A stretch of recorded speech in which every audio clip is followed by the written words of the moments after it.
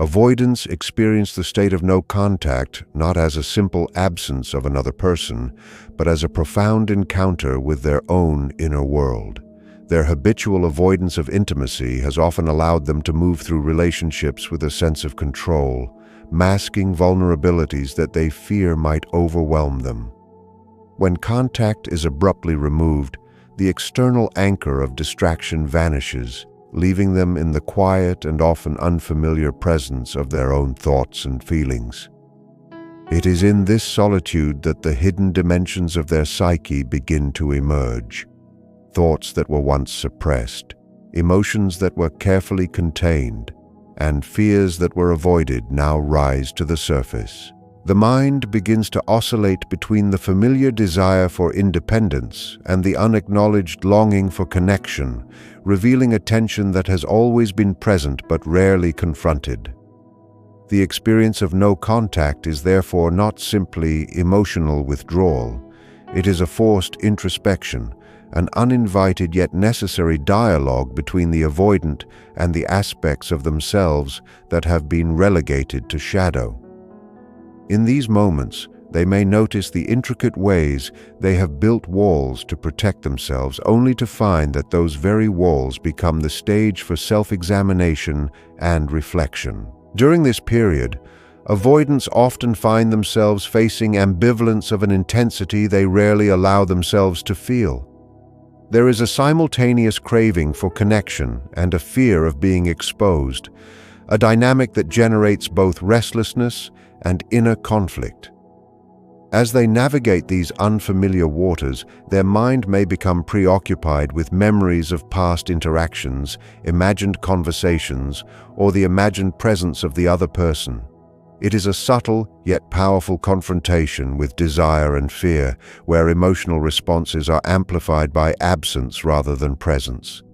The oscillation between idealization and devaluation, longing and resistance, illustrates the complexity of their inner world, and often this internal turbulence is not fully conscious. Avoidants may rationalize their thoughts and feelings, attributing their unrest to circumstance rather than to the deeper confrontation with unprocessed emotions.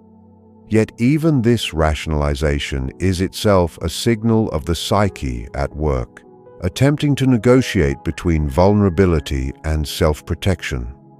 The intensity of these experiences can be disorienting, yet they are also revealing, offering the avoidant an opportunity to observe the unconscious mechanisms that have long governed their relational patterns and behaviors. The solitude imposed by no contact acts as a mirror, reflecting both fear and desire with striking clarity.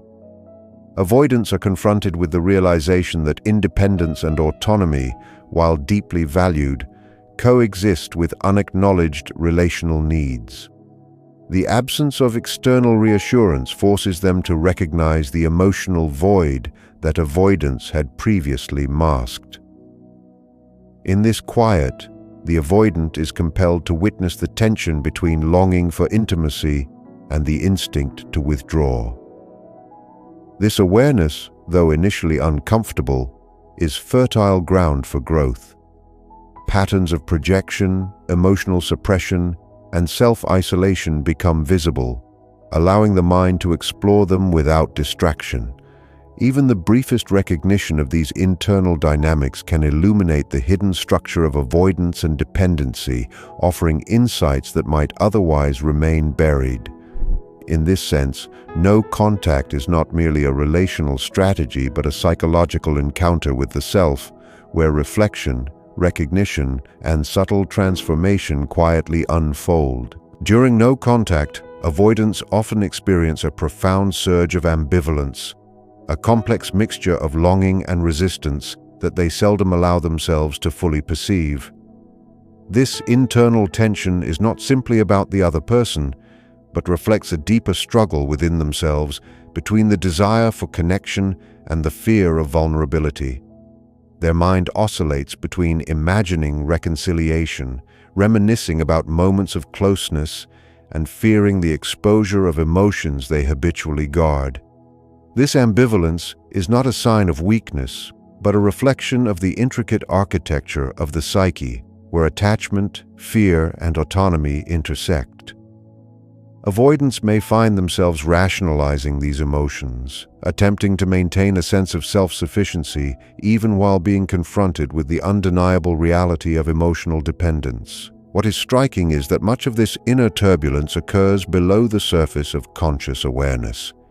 They may attribute restlessness, intrusive thoughts, or irritability to external circumstances rather than recognizing the deep relational and emotional work taking place internally. The mind, in its oscillation, becomes both a battlefield and a laboratory, allowing the avoidant to observe, consciously or unconsciously, the hidden patterns that have long shaped their relationships and self-perception. This period of ambivalence often manifests in a subtle intensification of feelings, where emotions previously contained or repressed emerge with surprising force. Avoidants may feel moments of longing intertwined with irritation, relief mingled with guilt, or nostalgia shadowed by fear of loss. These contradictions are not chaotic accidents, they are signals from the psyche, highlighting unresolved dynamics, unmet needs, and latent vulnerabilities.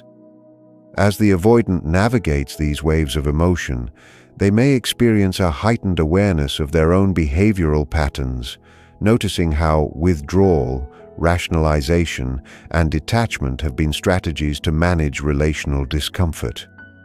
Even though this recognition can be unsettling, it provides an opportunity for insight into the unconscious processes that govern attachment and avoidance. The tension between the desire for emotional closeness and the fear of exposure, when observed with mindfulness, becomes a window into the internal world, revealing both the fragility and resilience inherent in their personality. It is in this confrontation with ambivalence that avoidants begin to glimpse the dimensions of themselves that are often hidden from view, offering a pathway toward greater self-understanding. The experience of ambivalence during no contact also serves as a mirror for relational patterns, reflecting the interplay between idealization and devaluation, closeness and withdrawal, dependence and autonomy.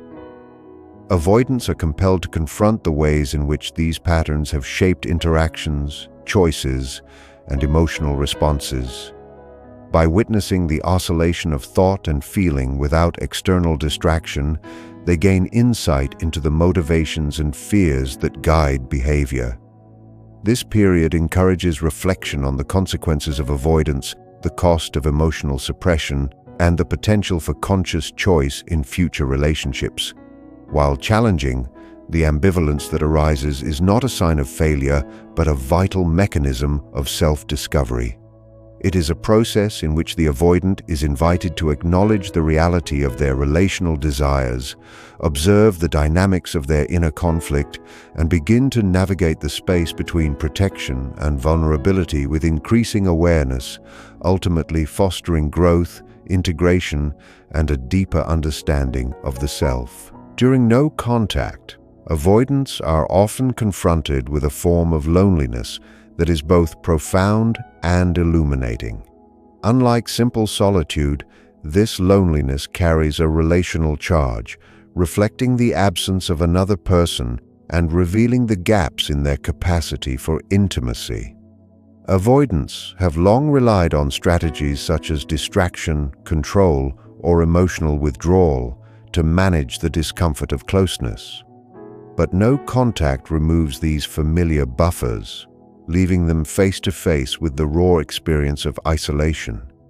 In this heightened awareness, they begin to notice the subtle ways in which fear of engulfment has shaped their relationships, dictating how they give, withhold, or distance themselves. The mind may wander into memories of past interactions, imagining alternative outcomes or reliving moments of emotional tension. These reflections are rarely neutral.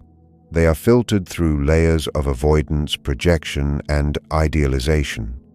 The loneliness, though initially uncomfortable, functions as a mirror, illuminating the patterns that have governed relational choices for years. It forces the avoidant to observe the interplay between autonomy and dependency, revealing how deeply intertwined these aspects of self truly are and offering insight into areas that have long remained unconscious.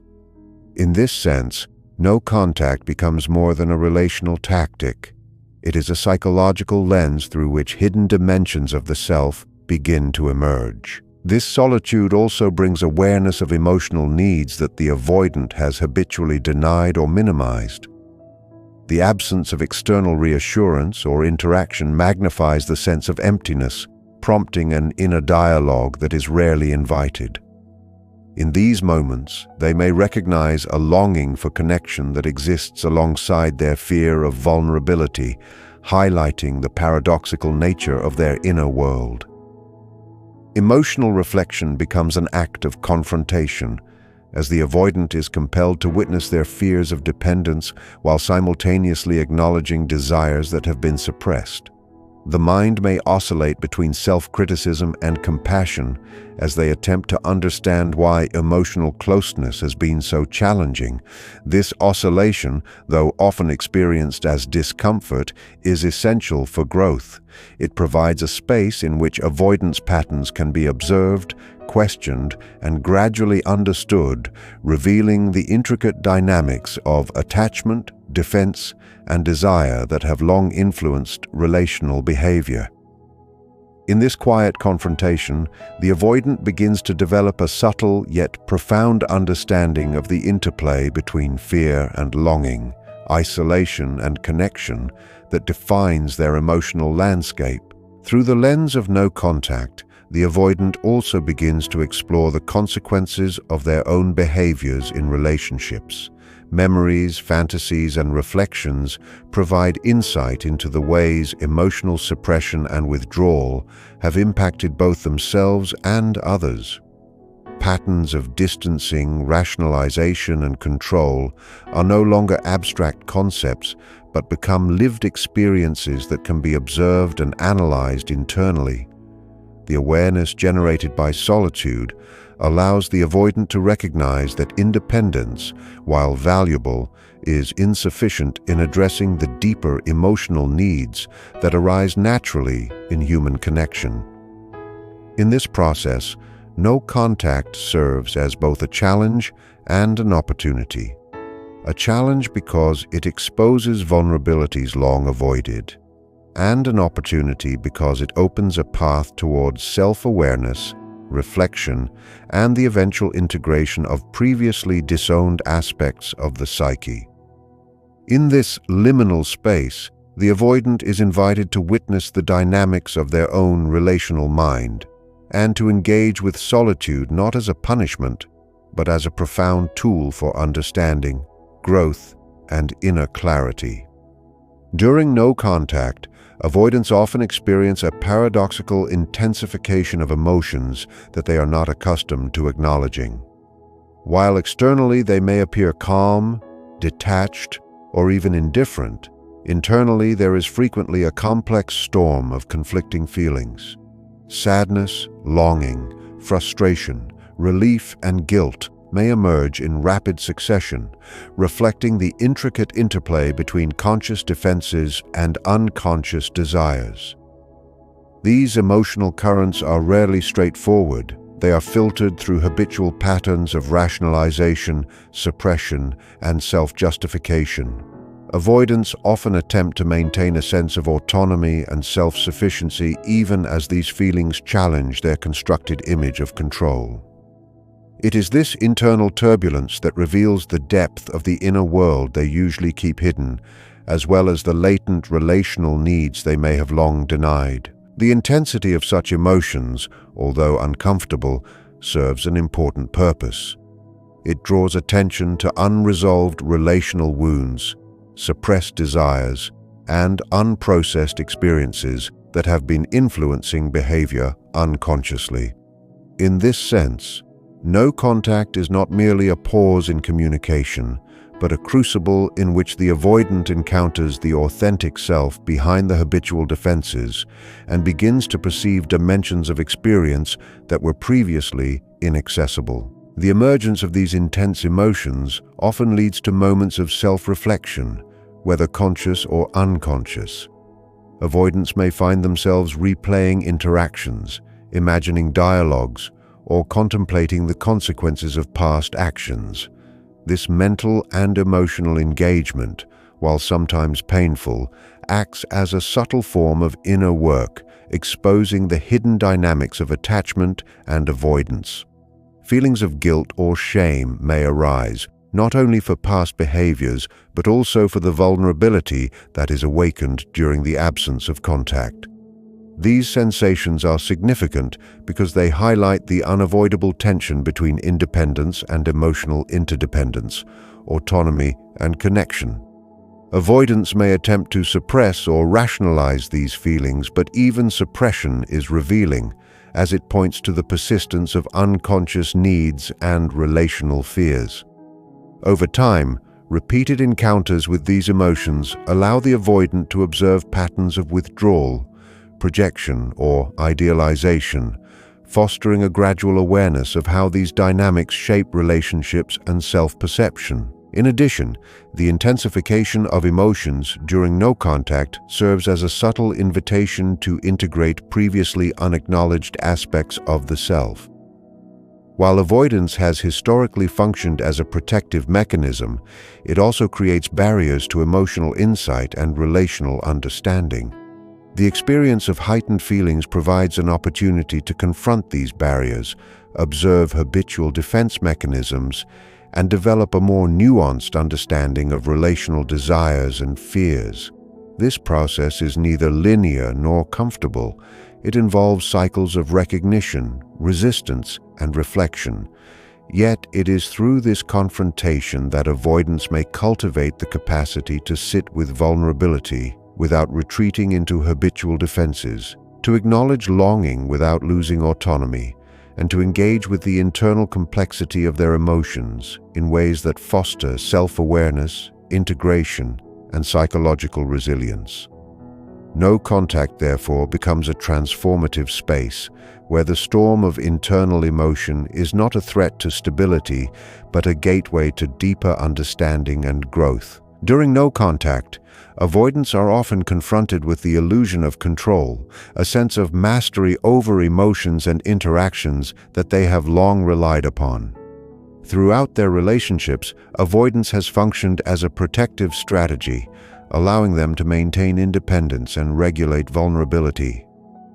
The absence of contact disrupts this familiar structure, revealing the fragility of control that they may have assumed was stable. Thoughts, emotions, and impulses that were previously managed through distraction or detachment now emerge unmediated, challenging their habitual sense of security. This experience can evoke anxiety, restlessness, or even a sense of being unmoored, as the avoidant navigates spaces where their familiar defenses are temporarily suspended. Paradoxically, this very disruption provides an opportunity for self-awareness, as it allows the mind to observe the mechanisms of avoidance without the interference of external stimuli. By witnessing how control has been used to manage fear and desire, the avoidant gains insight into the unconscious patterns that shape relational behavior and emotional regulation, highlighting the subtle interplay between autonomy and dependency that has long influenced their inner life. The confrontation with the loss of control also exposes the psychological strategies that avoidance has masked. Avoidants may notice patterns of emotional suppression, withdrawal, or rationalization that have historically guided their interactions. What previously felt like choice or self-sufficiency can now be seen as reactive measures designed to maintain distance from perceived threats to autonomy or self-esteem.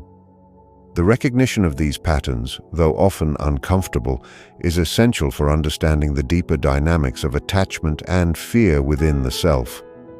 It provides a framework for reflecting on relational history, personal tendencies and emotional responses that have previously been experienced unconsciously or denied outright. The process encourages the avoidant to acknowledge the tension between their desire for independence and the human need for emotional connection, and to begin considering ways to navigate this tension with awareness rather than through automatic defensive behavior. No contact, by challenging the illusion of control, invites the avoidant to experiment with reflection and surrender in ways that were previously inaccessible. Freed from the immediate pressure of interaction, the mind can explore the internal landscape of fear, desire, and attachment with clarity. This exploration can be both disorienting and enlightening, as it disrupts habitual defenses while simultaneously revealing latent capacities for introspection, empathy, and self-understanding. The experience underscores that true autonomy does not require the suppression of relational needs, but rather the integration of them into conscious awareness. The period of no contact, therefore, functions as a transformative space, one in which avoidance is not merely a defensive response, but a starting point for insight, psychological growth, and a more nuanced engagement with oneself and others. Through this process, the avoidant begins to perceive the limits of control, the hidden structure of defense, and the potential for conscious choice in emotional and relational life. During no contact, avoidants often experience a subtle transformation in perception, a heightened awareness that emerges in the absence of external relational pressures. Freed from the immediate demands of interaction, their mind begins to notice patterns, emotions, and impulses that were previously obscured by habitual defenses or distractions. This clarity allows them to observe the ways in which avoidance has shaped behavior, influenced relationships, and guided emotional responses. The psyche, in its quiet introspection, highlights both strengths and vulnerabilities, revealing the intricate interplay between autonomy, fear, and desire. Avoidants may notice how past experiences, early relational patterns, or unconscious anxieties have influenced their responses, and they may begin to question long-held assumptions about independence, control, and intimacy. This process, though subtle, is transformative, as it invites a reflective engagement with the self that is often inaccessible in the midst of relational activity. In these moments, the avoidant may experience a deepened understanding of their inner motivations, as well as a growing awareness of the relational and emotional consequences of habitual withdrawal. This transformation in perception also allows avoidants to engage with internal contradictions with greater clarity. The tension between the desire for closeness and the fear of exposure becomes visible, and emotional patterns previously unnoticed emerge into consciousness. Thoughts of the absent person may provoke reflection rather than immediate reaction, allowing the avoidant to observe the fluctuations of idealization, devaluation, longing, and resistance without being swept away by them. This reflective stance provides insight into relational dynamics that were previously unconscious, highlighting the ways in which fear, habit, and defense have shaped behavior and perception. The mind, in this state of introspective observation, begins to map patterns of attachment, avoidance, and desire with an increasing degree of accuracy, revealing the subtle mechanisms that have long operated beneath the surface. This heightened awareness is not only analytical, but also experiential, as the avoidant gains a felt sense of the interplay between vulnerability and autonomy, providing a foundation for more conscious engagement with both self and others. The period of no contact thus serves as a psychological laboratory, offering the avoidant a space to examine internal processes with precision and depth. Dreams, reflections, and mental rehearsals often reveal unconscious dynamics, and these insights provide opportunities for integration and growth. The avoidant may recognize moments of emotional suppression, habitual withdrawal or projection, as well as the underlying fears and desires driving these behaviors. This emerging awareness encourages a more nuanced understanding of relational patterns, highlighting both the protective function of avoidance and its limitations. In this way, no contact is not merely a relational strategy, but a period of profound self-observation, allowing the avoidant to perceive previously hidden aspects of the psyche, confront contradictions, and cultivate the capacity for conscious choice, emotional awareness, and relational insight. The transformation in perception, subtle yet significant, lays the groundwork for self-understanding and eventual integration of the fragmented or disowned aspects of the inner world. During no contact, avoidants often find that dreams, fantasies, and unconscious imagery begin to surface with unusual intensity. The mind, in the absence of external interaction, turns inward, bringing to light thoughts and feelings that were previously repressed or overlooked. These manifestations may take the form of vivid memories, imagined conversations, or symbolic mental narratives that dramatize attachment, fears, and desires. While initially they may seem chaotic or intrusive, these experiences are the psyche's method of processing unresolved relational material and internal conflicts. The avoidant may notice recurring themes, emotional patterns, or scenarios that highlight the tension between longing and withdrawal, dependence and independence. These reflections, while sometimes unsettling, provide a window into the unconscious motivations that have guided relational behavior. By paying attention to these internal signals, the avoidant begins to recognize the complexity of their inner world and the subtle ways in which avoidance has served both as a protective mechanism and a barrier to emotional awareness. Dreams and fantasies during no contact become a form of silent dialogue with the self, revealing what has long been denied, minimized, or pushed to the margins of consciousness. These unconscious experiences often prompt reflection on relational patterns and emotional responses. Avoidants may notice the ways in which past interactions, unresolved conflicts, or habitual defense mechanisms are replayed in their inner landscape. Memories of past connections may resurface, accompanied by imagined outcomes or alternate resolutions, illuminating both desire and fear. This process is not accidental. It is the psyche's natural method of organizing, integrating, and giving meaning to experiences that have remained incomplete or suppressed. By observing these patterns without judgment, the avoidant gains insight into the ways avoidance, projection, and idealization have influenced emotional life and relational choices. Even when these reflections provoke discomfort, they serve a vital function, highlighting the unacknowledged needs, vulnerabilities, and relational dynamics that shape behavior. In this way, the inner imagery becomes an invaluable tool for self-awareness, offering guidance toward understanding the hidden structure of the avoidant psyche. The period of no contact, through its activation of unconscious material, allows avoidants to engage with themselves in a deeper and more integrative way. Internal reflections, fantasies, and symbolic imagery reveal layers of the psyche that are usually inaccessible, offering an opportunity for insight and growth. The avoidant may begin to see patterns of fear, longing, and defense, and recognize the ways in which these patterns have impacted relationships. By consciously observing these mental processes, they can cultivate awareness of habitual avoidance and emotional suppression, and begin to explore alternative ways of engaging with vulnerability and connection.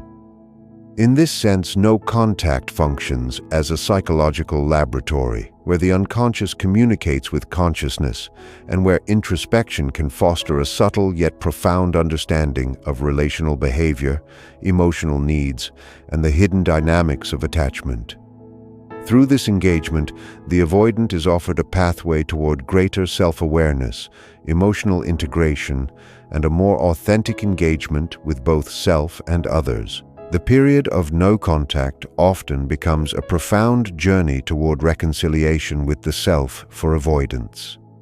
In the absence of relational engagement, they are confronted with both the shadow and the light of their own psyche, the fears that have guided avoidance, the unacknowledged desires for connection, and the strengths of autonomy, reflection, and resilience. This confrontation is rarely linear